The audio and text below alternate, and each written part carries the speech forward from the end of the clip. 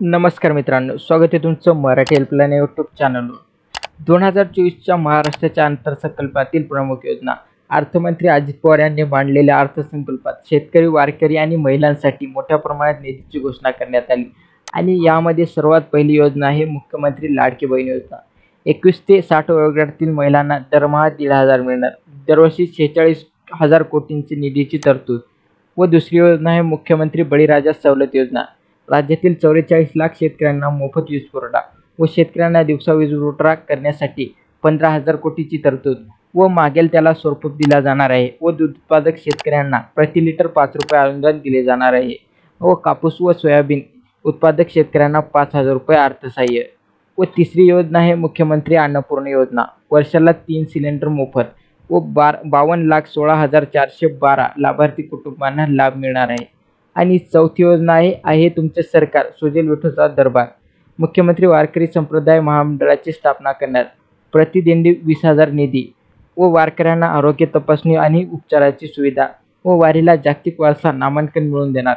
व निर्मल वारीसाठी 36 कोटी 71 लाख निधीची तरतूद. व पाचवी योजना आहे शुभमंगल सामूहिक नोंदणीकृत विवाह योजना. लाभार्थी मुलींना देण्यात येणार अनुदान 10,000 ते 25,000. व सहावी योजना आहे ज्ञानदेव उदस्तुते. ओबीसी आणि आर्थिकदृष्ट्या दुर्बल घटकातील मुलींना चालू वर्षापासून अभियांत्रिकी, वास्तुशास्त्र, फार्मसी, मेडिकल, शेतीविषयक सर्व व्यावसायिक अभ्यासक्रमासाठी शैक्षणिक आणि परीक्षा शुल्काची संपूर्ण प्रतिपूर्ती. अल्पसंख्याक विद्यार्थ्यांना विदेशी शिक्षणासाठी शिष्यवृत्ती मिळणार. आणि सातवी योजना आहे समृद्ध कोकणासाठी. सिंधुदुर्गात स्कुबा डायव्हिंग केंद्र उभारणार. सिंधुदुर्गातील औद्योगिक प्रशिक्षण केंद्रासाठी तरतूद. वेरगुला पाणबुडी प्रकल्पासाठी तरतूद व कोकणातील कातळ शिल्पाच्या संवर्धनासाठी युनेस्कोकडे पाठपुरावा करणार. आणि सातवी योजना आहे पायाभूत सुविधांना बळकट मिळणार.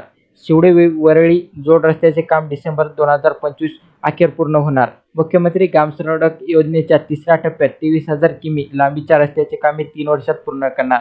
व भगवान बिरसा मुंडा जोड रस्ते योजनेसाठी 1,400 कोटीची तरतूद.